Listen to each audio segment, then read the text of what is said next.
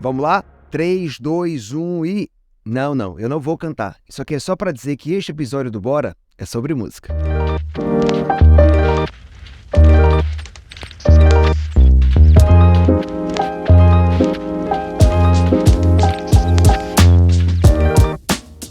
E o nosso start da música vai ser com Jubileu, cuja história se confunde com a história da música aqui do RN. Jubileu, você é um multi-instrumentista, um cara que tem uma história assim longa na música.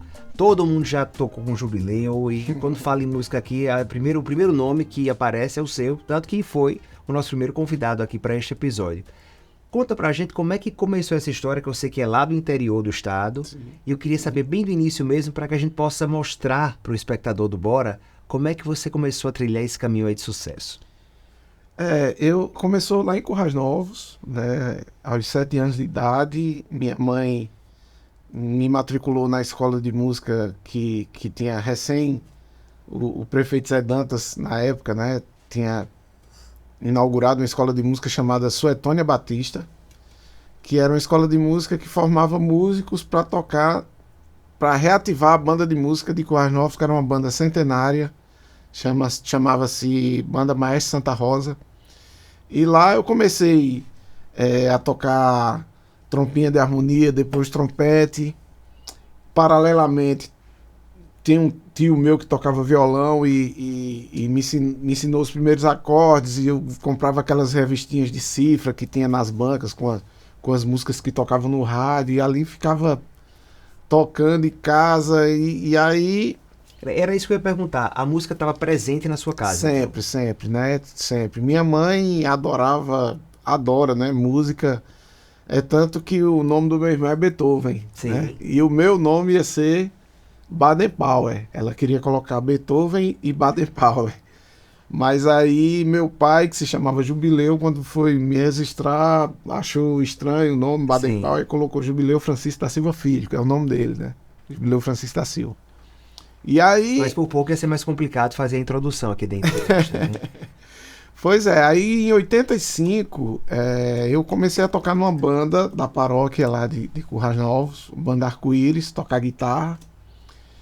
E fiquei nesse período de 85 até 89 em Currais Novos, toquei com Francilúzio, toquei com Nonato e vim para Natal. Mas aí você já sabia que a música ia ser a sua profissão? Sempre soube, né? Assim, desde os primeiros... A minha mãe sempre foi a maior incentivadora, né? E ela tocava?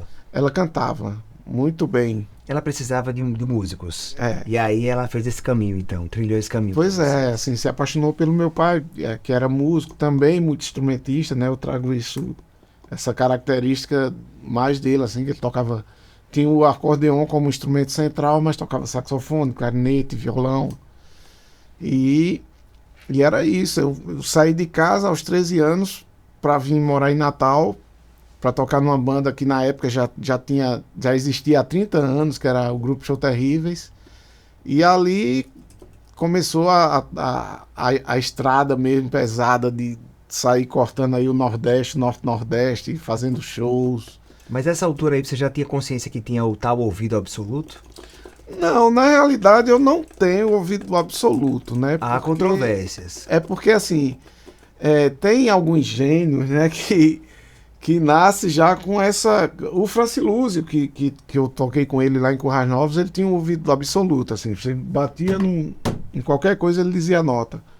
E às vezes eu estava até tocando, ele ficava fazendo o som lá na mesa de som na frente, assim, no PA, e eu tocando, às vezes com a guitarra desafinada, ele mandava o menino ir lá no meu ouvido e dizer: olha, diga a Jubileu que a terceira corda tá desafinada. Bem específico. Então assim, isso é ouvido absoluto. Eu desenvolvi no decorrer da minha trajetória uma boa intuição, né? Sou um músico bastante intuitivo, porque toquei 10 anos em baile, tirando música na fita cassete, ali copiando os solos, né? Então isso faz com que você desenvolva a intuição, e hoje em dia é fácil para mim tirar uma música, assim, uma melodia, eu pego o instrumento, vou ouvindo, já vou tocando aqui sem procurar muito, entendeu? Você acha que esse foi o diferencial que abriu portas para você, a intuição? Pode ter sido, né? Porque é a velocidade de você interagir com os trabalhos, né, que aparecem, assim, de você... Você é rápido na entrega. De você entregar uma coisa que... Mas para isso tem que se preparar, tem que estudar, né, tem que ouvir muito, né, ter boas referências musicais para você estar sempre atualizado, né, sempre se atualizando musicalmente para poder estar sempre atuando, né, e essa questão de trabalhar em estúdio, né, desenvolveu mais ainda esse gosto por tocar vários instrumentos, né, enxergar a música mais no geral, assim, a música o todo, né, não só o instrumento, né, meu instrumento central é guitarra, né, mas eu toco vários. Pois, você falou vários, mas são quantos mais ou menos? A gente consegue listar aqui? Bem, assim, que eu atuo Ou se diariamente... você não toca, talvez né? seja mais fácil dizer o que você não toca. Não, aí tem muito, né? Assim, mas eu não me dou muito bem com instrumento de tecla. Não, já tentei estudar piano, mas não avancei muito, não. Mas tenta listar, só pra gente contar aqui, assim, uns 10, Mas eu 20. toco, assim, atuando mesmo no dia a dia, eu toco violão de 6, 7 cordas, viola de 12, cavaquinho, bandolim, banjo, contrabaixo, guitarra, trompete, percussão, bateria. É uma lista variada. E aí, a partir desse seu talento na música, você conseguiu fazer parcerias muito boas aqui também e fora daqui, né? Sim. Eu queria que você desse um passeio aí sobre essas parcerias pra gente contextualizar o espectador do Bora. Bem, as parcerias, elas foram acontecendo, né? Quando eu saí mais desse nicho de banda baile, né? E comecei a trabalhar mais com gravação. E quando eu gravei meu primeiro disco instrumental, de música instrumental, em 2001, foi lançado em 2003, se abriu muitas portas para apresentações fora do estado, né, em festivais de música instrumental. E nesses festivais eu conheci muitos músicos, né, que eu admirava e era fã e acabei virando amigo, como é o caso do Arthur Maia, o Armandinho Macedo, guitarrista do trio elétrico do Dom Osmar, e vários outros, né? Gravando, eu tive a oportunidade de produzir um disco do Hélio Julião, a convite de Dácio Galvão, para o projeto Nação Potiguar, que foi um disco que teve muitas participações. Na época eu tinha 25 anos de idade e dirigi sessões de gravação assim com Dominguinhos, com Marinês, com Oswaldinho do acordeon, Elba Ramalho, Fagner, Lenine, Maciel Melo, um monte de gente. Você tocou com o Nelson Gonçalves também. Mais atrás, né? Quando eu tocava nos Terríveis, eu cheguei a fazer 3 shows acompanhando Nelson Gonçalves. Na época eu tinha 14 anos. Ele trouxe só um guitarrista, né? E quase ninguém lia partitura na banda, né? Só eu e meu irmão, porque a gente já vinha de banda de música, já tinha essa vivência. E aí, como o baixista não lia, aí eu fui tocar contrabaixo, toquei 3 shows com Nelson Gonçalves. Cheguei a tocar também com Nubia Lafayette, com Will Simonal, esse pessoal mais da velha guarda. Uma turma boa. Tive a honra e o prazer de tocar e gravar com o Trio Iraquitã, né? Eu gravei no estúdio de Eduardo Taufik, que ele produziu e arranjou esse trabalho, e teve o lançamento no Teatro Alberto Maranhão, que foi assim um dos momentos mais especiais assim da minha carreira. Foi acompanhando o Trio Iraquitã lá no Teatro Alberto Maranhão, lotado, um show pra lá de emocionante, assim. E eu tenho muito orgulho, assim, de ter trabalhado com esses gigantes, né? Mas você tocou com o Nelson Gonçalves também. Toquei, tive a oportunidade de acompanhá-lo. Na época eu tocava no Grupo Show Terríveis e ele veio fazer 3 shows, um aqui em Natal, 2 na Paraíba. E como quase ninguém na banda lia partitura, né? Só eu e meu irmão Beethoven, ele trouxe um guitarrista e aí eu fui tocar contrabaixo, porque tava lá as partituras e eu tive o privilégio de acompanhar Nelson Gonçalves antes quando eu morava em Currais Novos, ainda eu cheguei a também a acompanhar o Wilson Simonal, Nubia Lafayette. O pessoal da velha guarda, assim, eu tenho alguns registros bons, assim. Cheguei a fazer show com, já agora há pouco tempo, com a Ademildo Fonseca, pouco antes dela falecer. Produzi os últimos trabalhos de Ivanildo Sax de Ouro e tive a oportunidade de gravar e fazer o show de lançamento dessa gravação com o Trio Iraquitã no Teatro Alberto Maranhão, e foi maravilhoso. Foi assim um show que ficou marcado assim na minha carreira. Foi o momento mais especial da sua carreira? Foram muitos momentos especiais, mas esse foi um dos melhores, assim. Qual que você acha que é o maior desafio do músico hoje? O maior desafio do músico é viver de música dignamente, né? Muito... E era o mesmo na sua época, quando você começou? Mesma coisa, né? O desafio continua o mesmo. Continua, mas assim, o cenário mudou, né? Hoje com o advento das redes sociais, da internet, se mudou a forma de produzir, de divulgar a música, né? Antes era mais difícil, tudo era mais difícil, né? Você conseguir gravar um disco era mais difícil.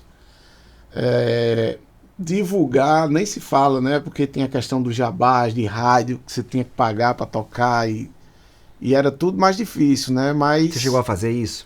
Cheguei. Cheguei e teve uma época, né, quando eu parei de tocar em banda de baile, que comecei realmente a trabalhar em estúdio, eu produzia muita banda de forró e eu via a dificuldade que o pessoal tinha de colocar as músicas para tocar no rádio, né?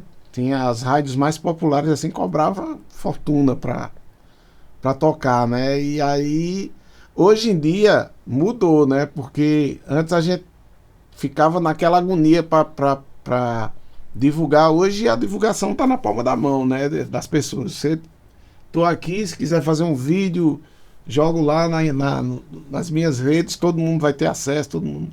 Você tem feito isso, então? Usado a internet para ampliar o alcance? Tenho feito bastante, mas ainda estou me adaptando, né? Assim, não... como a rotina aqui no estúdio muito, puxa muito, assim, eu fico muito concentrado, gravando, criando, tocando. Às vezes tem momentos maravilhosos aqui de gravação que eu perco a oportunidade de filmar e gravar. Sim, não se dá conta que aquilo é um conteúdo bacana. É um conteúdo bacana. Quando termina, eu, puxa, podia ter feito isso aqui e tal. Enfim, tô assim, nessa fase ainda de adaptação, sabe? Não sou ainda um bom divulgador do meu trabalho na internet, não. Mas sempre que posso, tô sempre divulgando.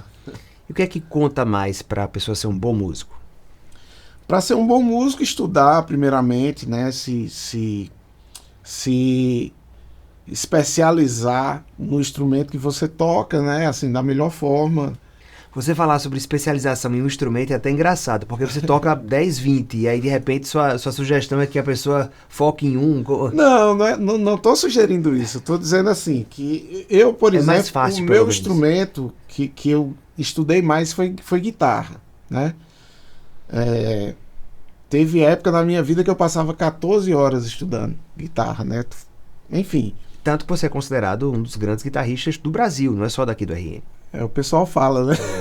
Mas você acredita? Eu acredito, sim, eu acredito. Assim, eu acho que a música não tem esse negócio de competição, né? Porque eu acho que cada músico ele tem uma particularidade assim, no seu som, na sua forma de tocar, na sua forma de criar, de compor, né? E o que eu acho mais difícil é você justamente criar uma personalidade sua, né?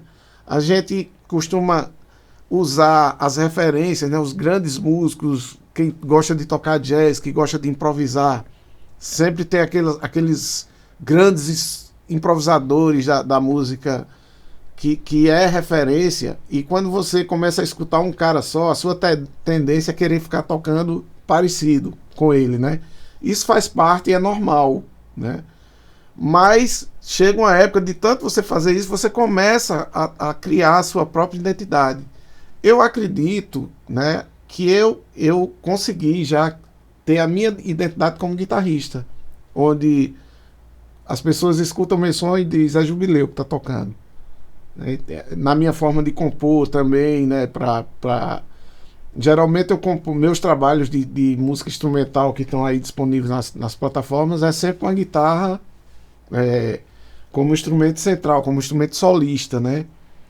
O último disco que eu gravei, que é Eu Quero É Chorar, que é um disco feito, um disco de choro, composto para guitarra, que é uma coisa diferente, assim, a guitarra elétrica no choro, né? No choro, que é uma música genuinamente brasileira, onde os instrumentos solistas são bandolim, flauta, clarinete, saxofone, trompete, mas a guitarra não, né? Então, assim, eu compus músicas para guitarra no gênero choro, usando técnicas de blues, de rock, de jazz, sabe? Coisas de guitarrista mesmo, só que no choro. E aí, os instrumentos de acompanhamento desse disco também fui eu que toquei, que foi o violão de 7 cordas, o cavaquinho. Você era a banda toda, então? Eu gravei tudo, convidei alguns percussionistas para gravar pandeiro e tal. Você chegava a reclamar do desempenho do outro músico, que era você do mesmo? meu mesmo, claro. Exigência total.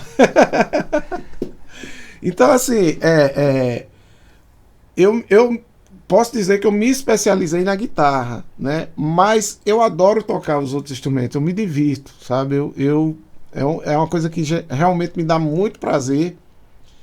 E eu nem sei se as coisas foram acontecendo, né?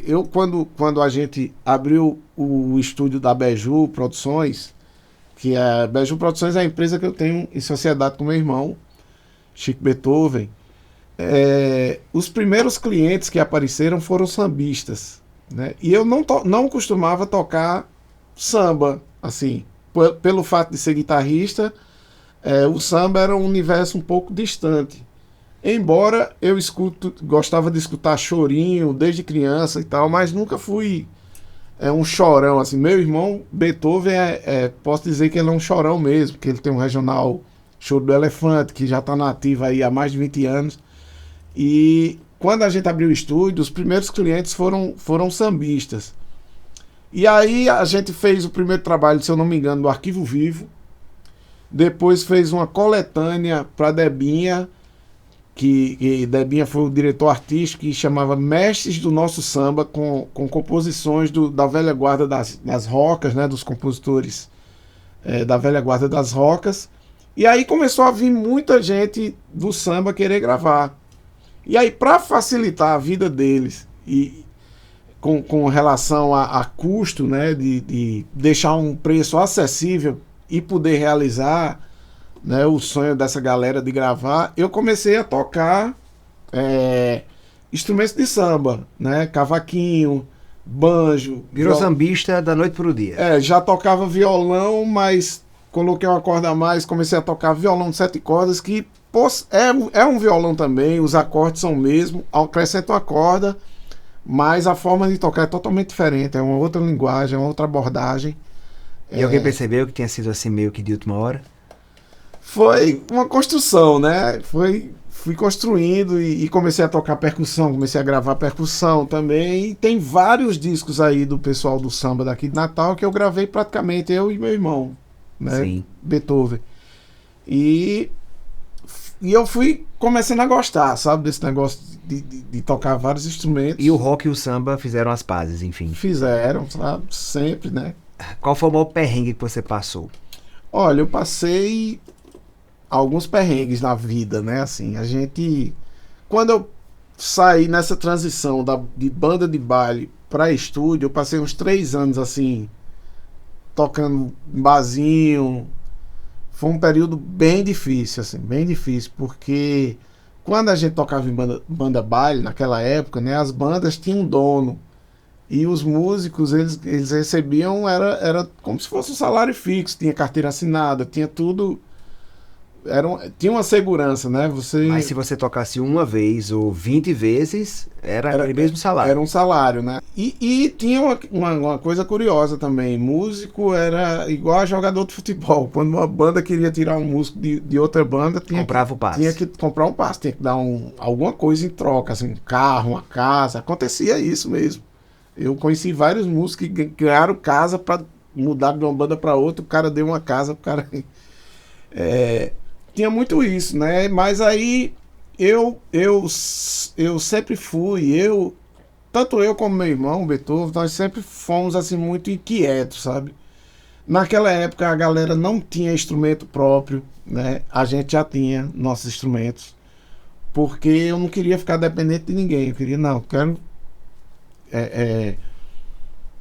construir algo na música que eu não dependa de um dono de banda, que eu não dependo de estar acompanhando um determinado artista para sobreviver, né?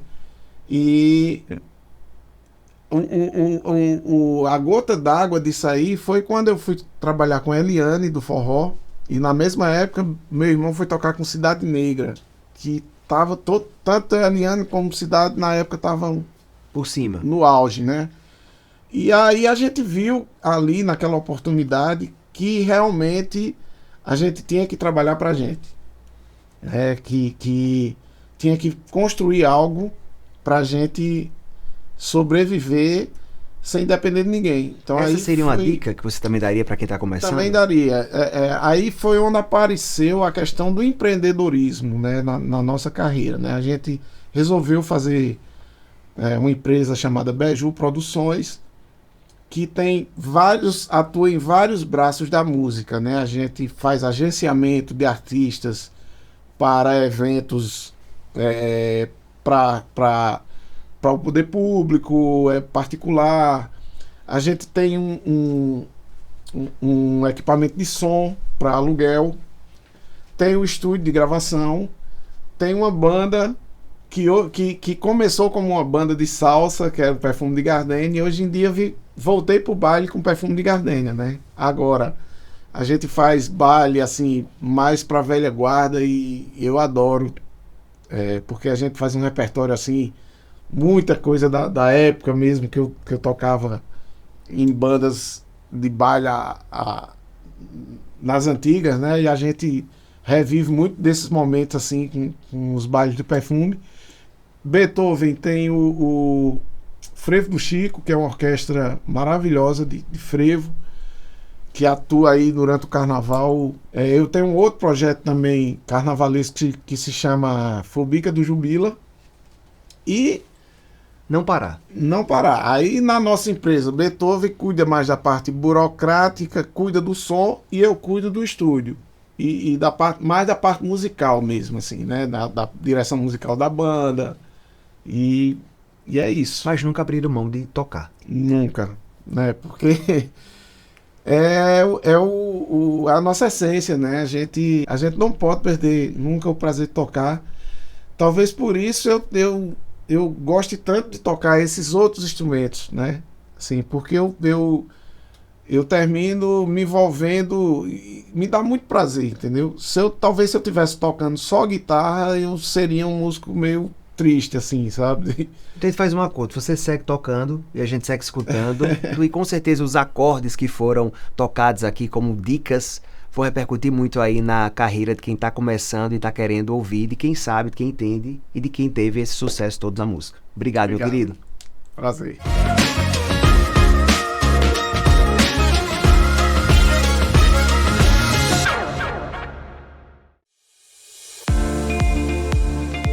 A Plano Urbanismo é uma empresa genuinamente familiar.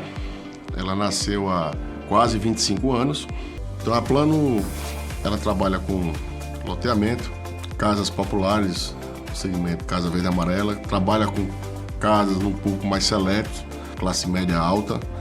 A Plano trabalha com aluguel de imóveis, imóveis por encomenda. A gente tem um portfólio bastante variado, com galpão, salas, lojas, cowork. E também temos um braço no agronegócio. Se o cliente quiser investir o sonho da casa própria, eu recomendo a Plano. A Plano entrega com qualidade, entrega com pontualidade e está lá durante o período de garantia ao lado dos seus clientes. Eu recomendo, a Plano realmente é uma boa empresa.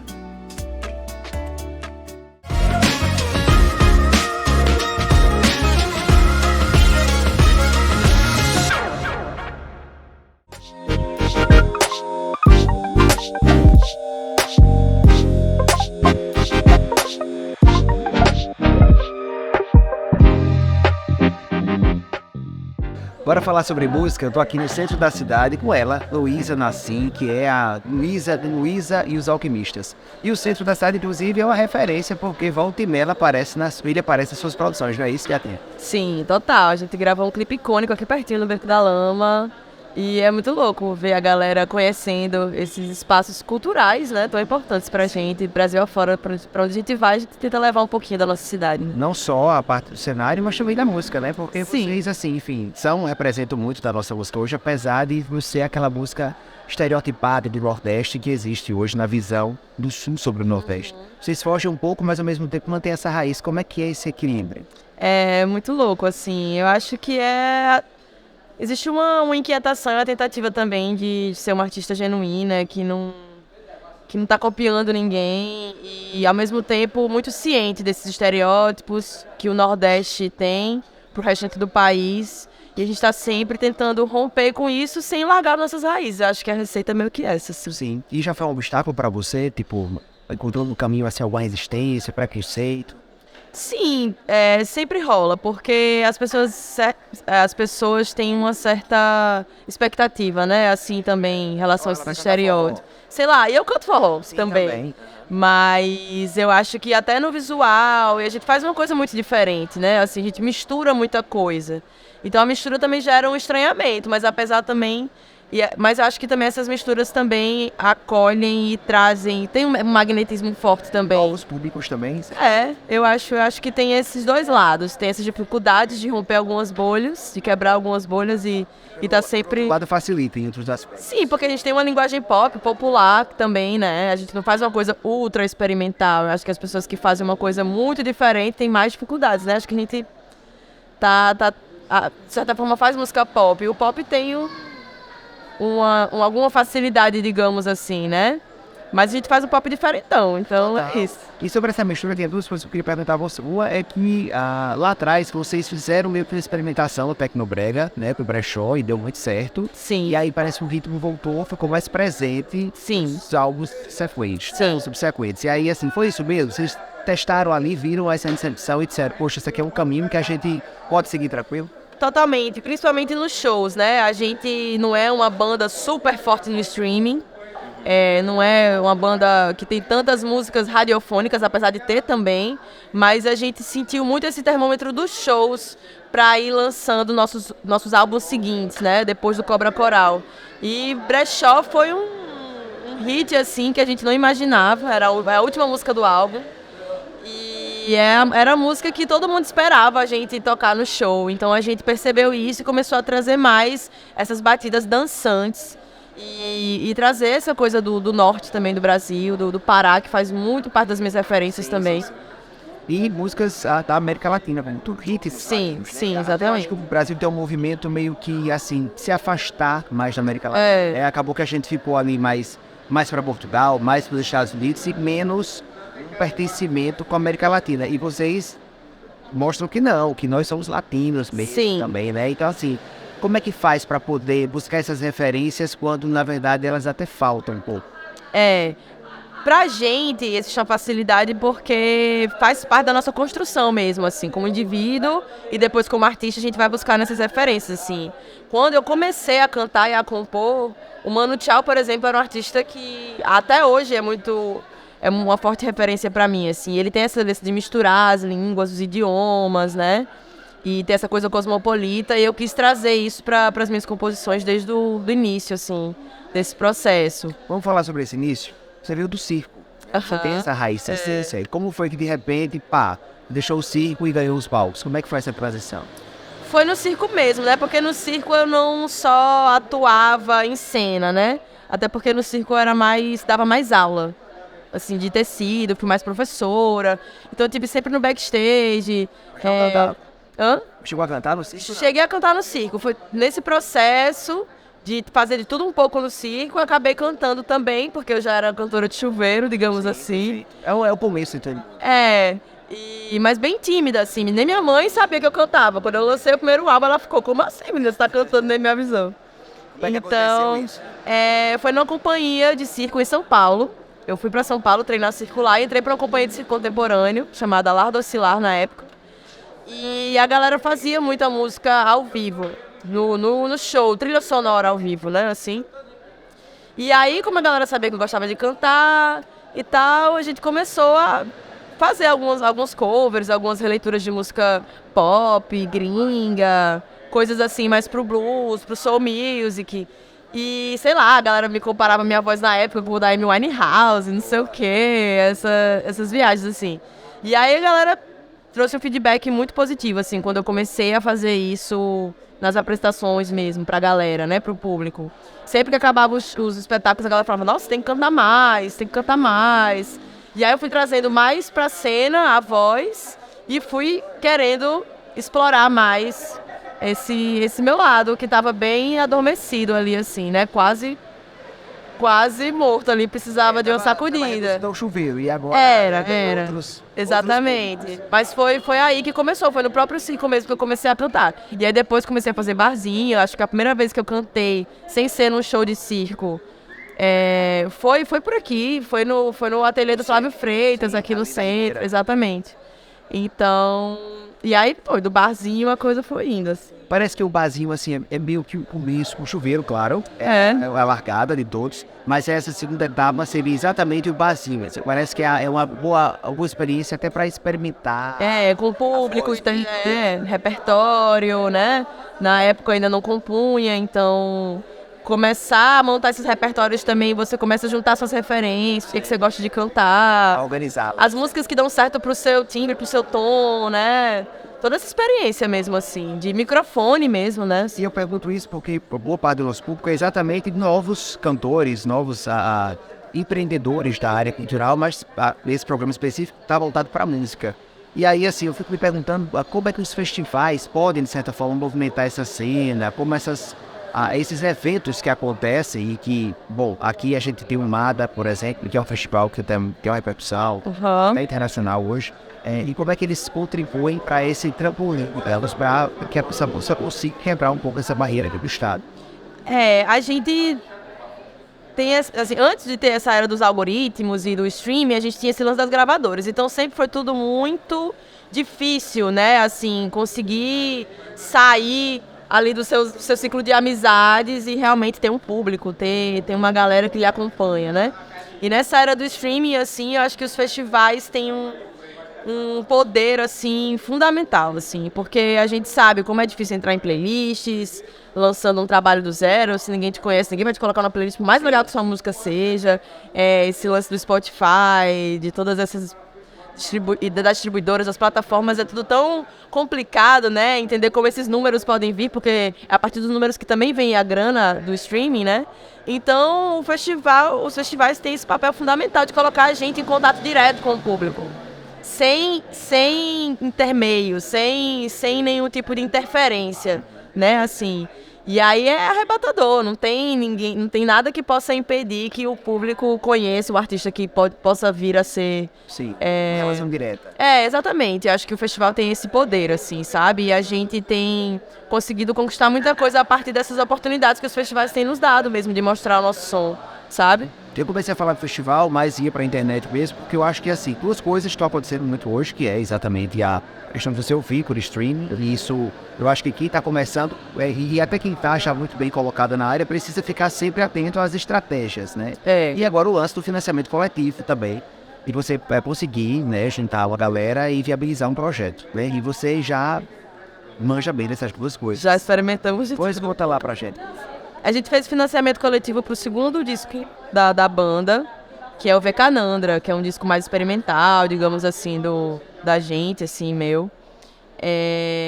O primeiro álbum a gente fez, foi o meu próprio financiamento, assim. Autofinanciamento. Autofinanciamento. De risco. A mãe trouxe da mãe aqui. A mãe não sabia nem que ela cantava, e agora de repente teve que financiar o centro. Mas foi isso, tipo, dando aula de circo, juntando grana com as alunas ali, juntando uma graninha por mês e passando pra Gabriel Souto produzir o álbum. Foi assim que surgiu o Cobra Coral. O segundo, que foi o Vecanandra, a gente já quis fazer uma campanha de financiamento coletivo porque no primeiro disco a gente não tinha clipe, não tinha nada audiovisual, assim, então a gente queria conseguir fazer o mínimo, assim, né? Mas olha, foi super ralado. Não é fácil fazer uma campanha de financiamento coletivo quando você não tem um grande público, né? Assim, então Foi legal, foi bacana a experiência, acho que é válida. Hoje em dia tem as vaquinhas. Hoje em dia tem as vaquinhas, que você não precisa dar uma contrapartida. Porque, por exemplo, boa parte da grana do financiamento coletivo foi para as recompensas, né? Para os envios. Sim. Então, fica aí a dica para pensar bem antes de fazer. Tem que ter estratégia legal, assim, de divulgação. Tem que ter uma rede massa de apoio de família, de amigos e de fãs para conseguir realmente fazer acontecer. Pra gente... Foi bacana pela experiência, a gente conseguiu fazer o álbum, a gente ia fazer isso de todo jeito, mas foi difícil. Foi fácil não, foi complicado. Mas pelo menos é possível. Porque é uma coisa que você tá ali, você não depende de edital, não depende de nada, você senta ali e projeta. O importante é você planejar bem pra não se frustrar, né? Porque a gente fica naquela insistência. Sim, fazer essa conta direito, lembrando que... Fazer a conta direito, saber que tem que, né, repassar pra quem financiou a sua campanha as recompensas e tudo, lembrar dos envios na hora de orçar e planejar bem como isso vai ser divulgado, porque como é todo dia tendo que estar ali, se você tá ali, por exemplo, no Instagram, divulgando sua campanha, e você tá sempre divulgando a mesma coisa, vai chegar uma hora que vai perder alcance. Então, tem que estar se reinventando todo dia para atrair esse potencial financiador do seu projeto. Nesse ponto você leva vantagem porque você é muito criativa, né? Assim, você não só canta e compõe, mas também faz a sua cena, faz o figurino, roteiriza, os clipes, inclusive. Tem até uma música sua, que é a Descoladinha, que é a letra sua, né? Que diz assim, da onde é que me pergunta de onde vem tanta criatividade? E aí eu vou perguntar, de onde é que vem tanta criatividade, Luísa? Olha, eu não sei, a galera vê a gente assim hoje em dia, mas quem acompanha a gente desde o início sabe o quanto, até nessa parte assim, eu como artista tenho me descoberto assim também, tenho evoluído, tenho aprendido muito, né? Eu acho que é muito se jogar, assim, sabe? E claro, eu sempre quis ser diferente, assim, acho que Descoladinha é muito sobre isso, assim, né? Eu nunca gostei de imitar ninguém, de fazer algo, de ser padrão, assim, então... essa música fala disso, e isso a gente traz pro nosso som, trago pra minha estética e tal, mas foi uma construção também. Eu não sabia me maquiar, não sabia me vestir, sei lá, eu não tinha essa noção, tipo, sei lá, fazer show de chinelo, do jeito que eu descia do ônibus, eu fazia. Não tem problema nenhum com isso, mas eu tenho gostado dessa coisa de estar diferente, de cada vez poder botar um cabelo diferente, de cada vez poder... De brincar. De brincar. Tem sido uma brincadeira muito divertida e tenho trabalhado com isso também, não só com a minha carreira, mas com outros artistas da cidade também. Tenho feito alguns trabalhos também. Mas, e o Elixir, que é o último álbum, ele na verdade traz a alquimia de fato pra dentro, né? Assim, de forma literal, digamos, pra dentro dos trabalhos de vocês. Nos faz entender, pelo menos, refletir sobre o quanto a música pode curar. Exato, é exatamente isso. Esse disco a gente quis realmente trazer essa coisa, a luz e os alquimistas, né? A gente nunca tinha realmente trazido esse lance da alquimia, da magia, pro conceito da obra, assim. A gente quis realmente se debruçar sobre isso. E, na verdade, foi escrevendo um projeto para a Natura que surgiu. E foi um projeto que nem foi aprovado. E tá aí a importância também de você tentar escrever projetos para editais, por mais que a gente não aprove, a gente saiu com o nome de um disco, saiu com um projeto mais bem conceituado. E quando teve a oportunidade de fazer, mesmo de maneira independente, sem nenhum tipo de apoio, patrocínio, como foi esse disco, a gente já tinha essa ideia pairando, que foi muito importante para conceituar o trabalho. Sim. E Luísa, se você pudesse dar uma dica para quem está começando, quem está pensando em investir na área musical, o que você diria para essa pessoa?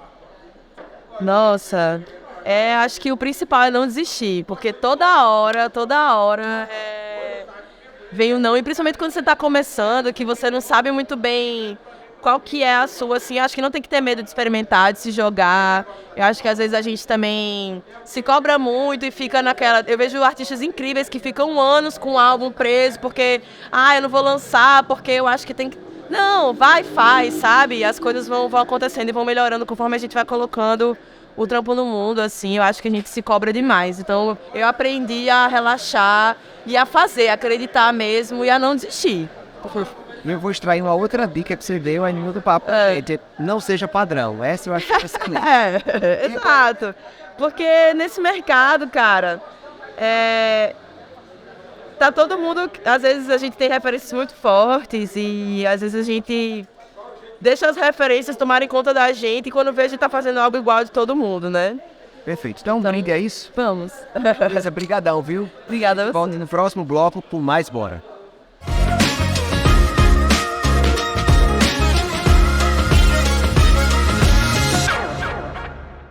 Para nós, da Unimed Natal, a cultura potiguar merece ser aplaudida de pé. É por isso que tratamos nossa cultura sempre com um cuidado especial. Somos a maior incentivadora da cultura do RN pela Lei de Djalma Maranhão. Investimos mais de 28 milhões de reais em cultura. Já incentivamos mais de 250 projetos desde 2013. E conquistamos o título de Empresa Amiga da Cultura, dado pela Câmara Municipal de Natal. Unimed Natal, apoiar a cultura potiguar. Esse é o plano.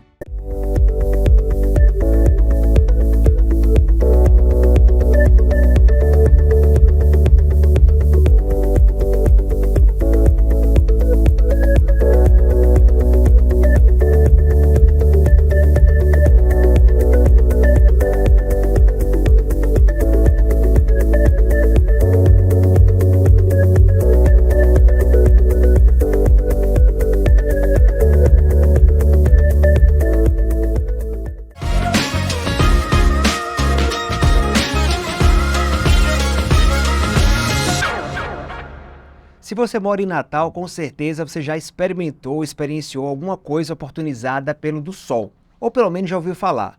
É um grupo inquieto demais que toda hora está inventando alguma coisa na música. E quem está comigo aqui é uma das cabeças por trás do grupo, que é o Anderson Foca, que vai tentar explicar pra gente que inquietude é essa, Anderson.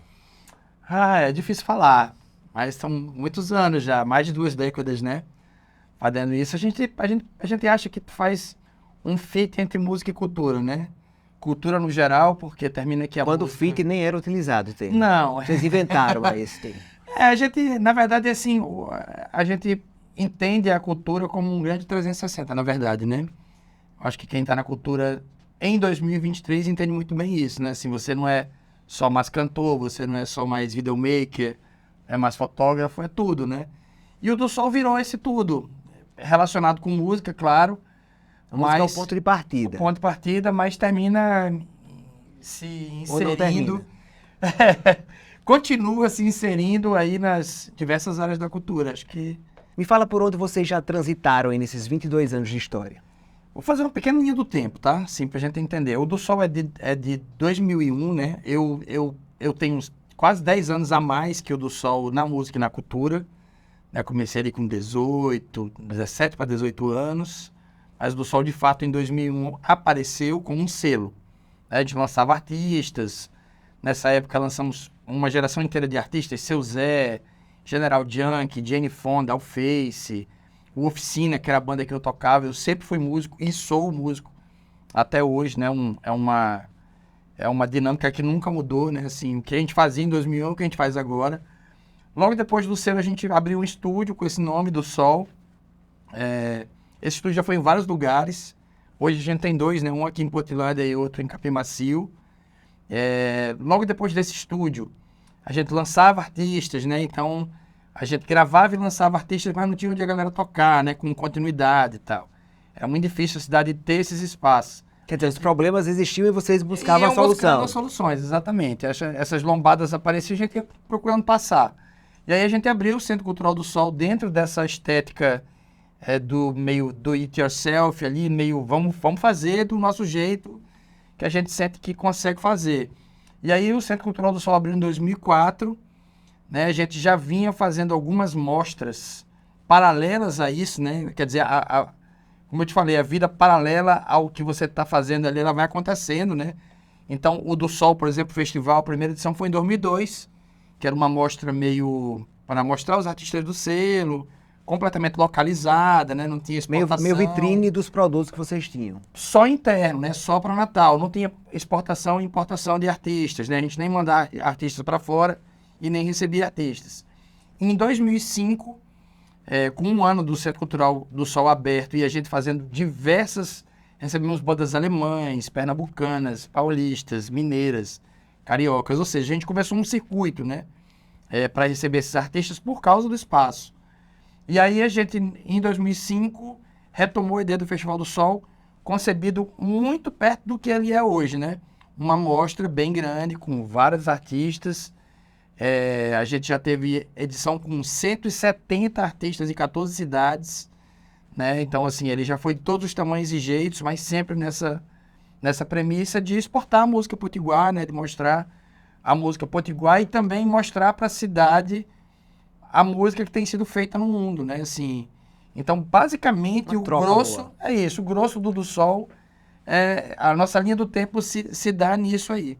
Agora você tem uma sócia que é musicista e que também, como você, resolveu empreender na música, né? Isso. Qual foi a hora da virada de chave, assim, que vocês perceberam que dava para empreender mesmo na música? Eu acho que a virada de chave meu e da minha sócia, né, que é a Ana Morena, foi no Oficina. A gente tinha uma banda, a gente já tocava na cena mais underground da cidade, e em 97 para 98 a gente teve essa ideia de fazer essa banda um pouco mais pop. Era uma banda, nessa época eu tinha resolvido que eu ia viver com música, ia ter uma vivência dentro da música, e se isso fosse suficiente... Viver com música ou da música? Não, então, viver, porque assim, a gente não é funcionário da música, assim, a gente é vivente, a gente tem uma vivência. Então, por sorte, nesses 22 anos, a gente conseguiu ser remunerado por música e ficar só fazendo isso. Mas nunca foi uma ideia, assim, de ser um emprego, assim. Era uma coisa que a gente... É uma condição sine qua non, assim. Você ama fazer, você faz. Você não fica escolhendo, eu vou fazer isso aqui porque agora tá melhor o dinheiro, agora eu vou para criptomoeda porque, sei lá, tá todo mundo meio indo.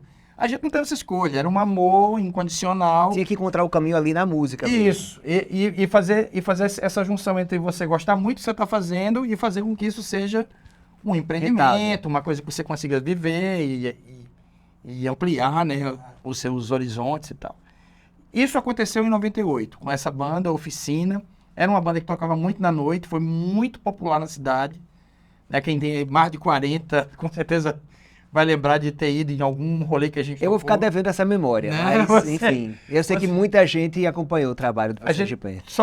A gente tem uma camisa chamada Produza como um Jovelho, né? Sim. E essa camisa só pode ser usada para quem tem mais de 40, porque o Jovelho é essa data. Tá, quando eu fizer 40, eu vou procurar você para pegar a minha. Quem é Jovelho lembra dessa banda, Oficina. E a gente gravou discos e tal, e o próprio Oficina gerou do Sol. A gente tinha uma Oficina como uma espécie de incubadora do que seria ter uma banda, ter empreendimentos com música que a gente pudesse ser remunerado. Veio o estúdio por causa disso, com o dinheiro da banda. Veio uma vontade de lançar outros artistas, porque a gente já tinha uma expertise de se lançar. Então a gente meio ia acumulando essa tecnologia social, né, de aprendizados ali do trabalho e replicando esse aprendizado para outras pessoas, outras bandas e tal. Era sobre aprendizado mesmo que eu queria perguntar, porque o artista está muito na caixa artista, né? E, portanto, não tem aquela veia empresarial, esse rótulo, pelo menos. Sim. É difícil a gente encontrar um artista que também mande bem nos negócios, digamos. Sim. Isso foi nato ou vocês buscaram algum caminho para poder se qualificar nisso? Olha, eu não sei se eu concordo com essa frase de que o artista não tem um quê empresarial. Até porque eu acho que a arte, ela sim tem um quê de venda, de produto, de marketing, né, de algoritmo agora, né, palavra nova do momento para as ambições culturais das pessoas. Mas, de fato, se você não tem uma vivência, se você não gosta muito, só o trabalho não vai te fazer vencer nessa parada. Tem muita gente que fala assim, cara, por que você não tá tocando como, sei lá, o Aviões do Forró, né, o Menino do Aviões? Eu falo, aquele cara tem um talento incrível para fazer aquilo. Ele é um excelente artista. Você pode até não gostar do estilo que ele toca, mas ele é muito incrível fazendo aquilo. E ele, obviamente, sabe que aquela música é muito popular, soube escolher, fazer escolhas estéticas, fazer escolhas também do ponto de vista empresarial para que aquela música se expandisse, ficou milionário. Né? Então, assim, ele juntou um amor e um talento que ele tinha para aquilo, em prol desse trabalho, entendeu? Então a gente meio... É interessante sua fala, porque na nossa cabeça de não artista, digamos, ou pelo menos da música, que é a minha, parece que as coisas são mais espontâneas, mas você está falando de uma concepção de entender, já na produção, na criação, se aquilo vai ser comercial ou não, ou se tem público ou não. Existe, porque a escolha estética ela já vai dizer a você o que é que você vai conseguir fazer, né? Se você é uma banda incrível de jazz, fujo. Você sabe que você pode estar em Natal, mas aqui não vai ser o lugar que você vai ser muito contratado. Então, você tem que pegar esse Jazz Fusion e fazer com que pessoas que consumam Jazz Fusion vão achar aquilo. Né? E para isso tem plataformas, tem jeito de fazer. Você pode escolher não fazer show aqui, mas fazer show em São Paulo, no Rio, na Alemanha, sei lá. Tem jeitos e jeitos de você ter uma vivência na música e que isso vire, de certa forma, um empreendimento. Mas, assim, o ponto é, um empreendimento com música nunca vai ser como um empreendimento imobiliário, um empreendimento na feitura de um centro comercial. Ele tem um quê adicional que está ligado à paixão extrema por aquilo que você faz. Então, a música, como empreendimento, ela tem coisas que vêm primeiro, entende? Uhum. Tem coisas que você faz e diz, beleza, eu estou fazendo isso, não vai me dar R$1. Mas eu quero Mas fazer. aquilo é incrível, eu quero fazer aquilo, isso faz parte do meu DNA. Né? Se você fosse só empreendedor, você ia dizer, eu estou fazendo isso, não vai me dar R$1. Eu tenho que fazer outra coisa. Sim. Entende? Acho que a diferença básica da cultura, no geral, é que você entende que aquilo pode sim virar um empreendimento, mas não é que aquilo precise virar um empreendimento. Primeiro você faz e depois você acha algum tipo de venda, se for o caso, mas não é, uma coisa não está ligada à outra, não. E você já teve que dizer isso a alguém, até como curador do festival, olha, não dá, realmente isso aqui não se encaixa, ou de fato a gente não acha que tem esse potencial de público. Já coube a você dar esse não? Olha, a gente passa por isso, porque termina que quem faz algum tipo de curadoria, e a gente não faz só curadoria pro do Sol, né? Eu já fui curador do Rumo Musical Cultural, da Funarte, Petrobras Cultural, bem, N lugares, Natura Musical, vários lugares em que... Já deu não para muita gente. Não Que foi você, uma mesmo. que você teve que pontuar as pessoas e tal. Nunca é massa fazer isso, porque projetos culturais e artísticos, eles estão sempre em desenvolvimento. Sim. Então você vai achar um que vai estar muito desenvolvido a ponto de ganhar prêmios, e você vai achar outros que estão se desenvolvendo, né? Chegando num ponto ali que não está incrível ainda, mas não é por isso que ele não vai existir. Então, acho que o nosso maior papel como curador e como uma pessoa que seleciona, ou que escolhe, ou que vai fazer um show e tem que chamar as pessoas, é entender aquilo. Muitas vezes a gente bota um artista muito novo para tocar no do Sol que não está desenvolvido ainda. Mas ele precisa daquele espaço, daquele slot, para ele usar e crescer. Por isso é que a gente bota os artistas novos, por exemplo, no começo da programação, que daí você não expõe o artista a muito público, porque ele não está 100% desenvolvido. Agora, o que eu tenho que te dizer é, Plutão já foi Planeta, já foi a primeira banda do Festival do Sol, Far From Alaska já foi a primeira banda do Festival do Sol, e muitas bandas, Luiz Alquimistas tocou no comecinho da programação, quando ela começou. Então, assim, é sinal de que essa visão é uma visão minimamente com algum sentido. Termina funcionando para os artistas. Funcionou. Inclusive, Luísa, a gente acabou de entrevistá-la aqui neste programa, neste episódio. Para terminar, eu queria perguntar só mais algumas coisas a você e muito mais na parte de captação. Porque você cria o produto, que é o evento, o festival e outros tantos, mas você precisa de recursos para poder tornar aquilo possível. E um dos caminhos é exatamente a busca por recursos públicos, através de leis de incentivo. Como é que é essa dinâmica? Você hoje já faz isso bem, mas como foi que você fez para aprender? Como foi que você transformou, né, esse conhecimento, na verdade, em uma coisa prática para se conseguir conquistar recursos públicos para financiar esses projetos? Entendi. A lei de incentivo, ela tem esse viés, ela é meso público, meso mercado, né? Porque mesmo eu tendo, né, ali a carta, a liberação para eu poder captar o recurso, ele não está na minha conta. Eu tenho que ir na empresa ainda assim, para a empresa, né, usar aquela isenção fiscal e aí sim patrocinar. E a gente tem uma dinâmica interessante com as leis. Os projetos do Sol não são todos com leis de incentivo, né? Tem projetos ousadíssimos, como esse próprio espaço que a gente está aqui, que é 100% recurso próprio, né? Aqui não foi feito com lei de incentivo, com nada. É o ingresso do dia, a bebida que se vende, né? O que a gente consegue tirar aqui de vendas de ingresso e tudo mais. E tem os lugares grandes, com bastante popularidade, como o Festival do Sol, por exemplo, que tem potencial de patrocínio, porque criou isso na cidade, né? Depois de 22 anos, vários anos fazendo o Festival do Sol sem lei de incentivo, agora a gente tem, digamos, um livro, né, escrito em que a cidade se né, se aposta, né, e diz, não, acho os empresários e as marcas dizem, não, isso aqui precisa acontecer, e a gente está entendendo nos últimos 10 anos, mais ou menos. E nunca houve obstáculo, nunca houve um preconceito, até de repente pelo estilo musical, ou por Todos os anos tem obstáculo. Tem. Tem, de algum jeito, né, assim, às vezes... Ainda tem. Tem, e é de todos os lados, né? Eu digo sempre que um festival de música, ele está sempre sem patrocínio. Por quê? Porque quando termina uma edição, a próxima você começa do zero, você não sabe o que vai acontecer. Não necessariamente um cara que vai te patrocinar um ano volta para o ano seguinte, né? Então, assim, é tudo do zero todo ano. E isso é um tremendo rebu, porque você precisa minimamente ter calma para poder, né, olhar o mercado e dizer, não, eu tenho um bom produto e eu vou ali captar, vai dar certo e tal. Mas nada garante, né? Então, você, às vezes, por exemplo, você tem um plano, né, um planejamento, e você tem que mudar no meio do caminho porque você não captou o suficiente e acha que não vai conseguir também com o dinheiro do bar ou da bilheteria fechar a conta ali, né? Eu acho que ter o pé no chão talvez seja a grande lance para viver na arte, na cultura, né? Ter o pé no chão, nunca fazer coisas as quais você não é capaz de pisar solidamente ali e entender onde é que você está. Essa seria a dica que você dá para quem quer empreender na área da música? Eu acho que sim. Ter o pé no chão, saber o que está fazendo, tentar transformar as frustrações em fogo, né? Também porque a gente vê muita gente, eu tentei, mas ninguém me ouve, ninguém vai no show e tal. Ninguém me ouvia também, ninguém ia no show e eu tentei.